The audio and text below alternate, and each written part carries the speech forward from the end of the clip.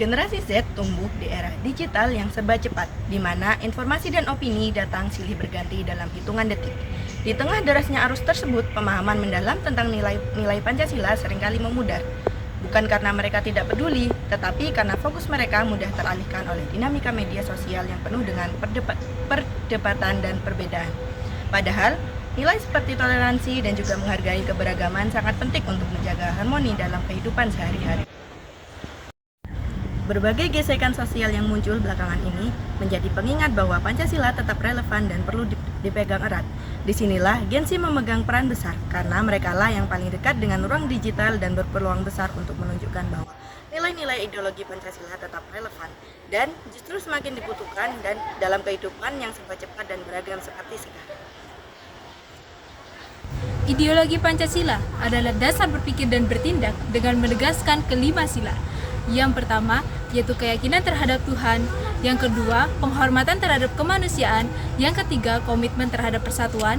Yang keempat, yaitu pengambilan keputusan dengan musyawarah. Dan yang kelima, yaitu keadilan bagi semua rakyat Indonesia.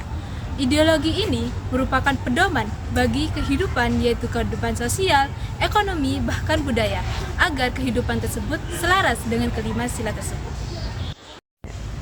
Bagi generasi Z, dalam memahami Pancasila berarti memahami prinsip-prinsip tentang terbentuknya identitas bangsa Indonesia dan menjadikannya sebagai acuan dalam tindakan di dunia nyata maupun di dunia digital. Dengan memahami hakikatnya sebagai panduan nilai bangsa, generasi Z harusnya dapat menerapkan Pancasila dalam setiap tindakan, sehingga ideologi ini akan tetap berkembang di dalam perkembangan zaman yang terjadi saat ini.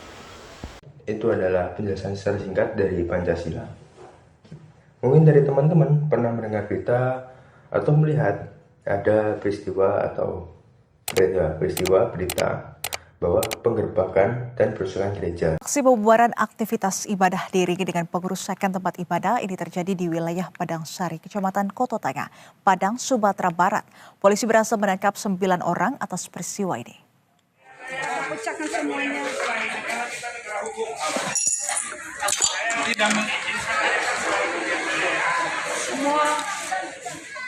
Peristiwa ini menjadi sorotan setelah sebuah video viral di media sosial yang menunjukkan sekelompok warga membubarkan paksa kegiatan ibadah dan merusak bangunan rumah doa GKSI. Dalam video itu memperlihatkan massa berteriak-teriak, membawa balok kayu dan melakukan pengerusakan. Terdengar pula suara histeris ketakutan dari jemaat yang mayoritas perempuan dan anak-anak. Di sini kita akan bahas di mana sih letak tidak sesuai dengan Pancasila.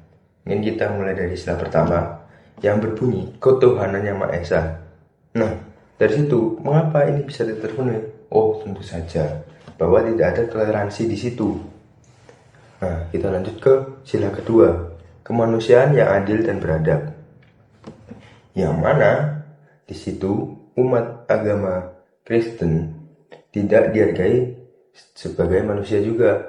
Mengapa bisa begitu? Karena kita sebagai manusia juga butuh untuk beribadah. Nah, yang ketiga, persatuan Indonesia. Di situ tidak ada yang namanya persatuan, yang ada adalah perpecahan. Yang keempat, yang berbunyi kerakyatan yang dipimpin oleh hikmat kebijaksanaan alam dalam permusyawaratan perwakilan. Nah, di sini tidak terpenuhnya adalah karena adanya main hakim sendiri, sehingga sila keempat ini tidak terpenuhi. Yang kelima, keadilan sosial bagi seluruh rakyat Indonesia. Nah, di sini tentunya sila kelima tidak terpenuhi karena umat agama Kristen tidak diberikan rasa aman dan kenyamanan saat beribadah. Agar nilai Pancasila tidak sekadar teori, generasi Z perlu menerapkannya baik di dunia digital maupun di dunia nyata.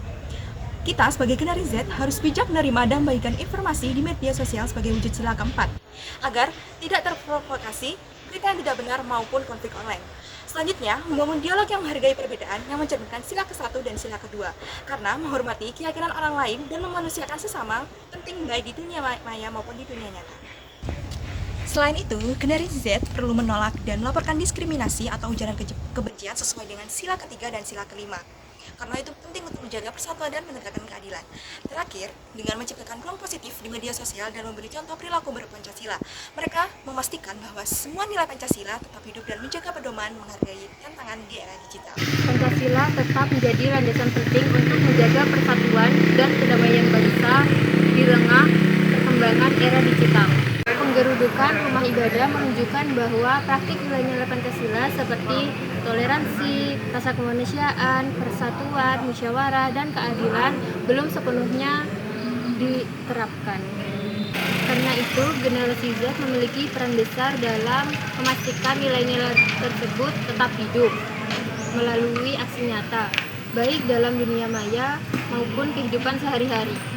Dengan lebih berhati-hati dalam menyebarkan informasi, menghormati perbedaan, menolak provokasi, serta melaporkan tindakan diskriminatif. Gen Z dapat berkontribusi menciptakan lingkungan sosial yang lebih adil dan harmonis. Pancasila akan terus relevan jika dijalankan secara konsisten dalam tindakan nyata.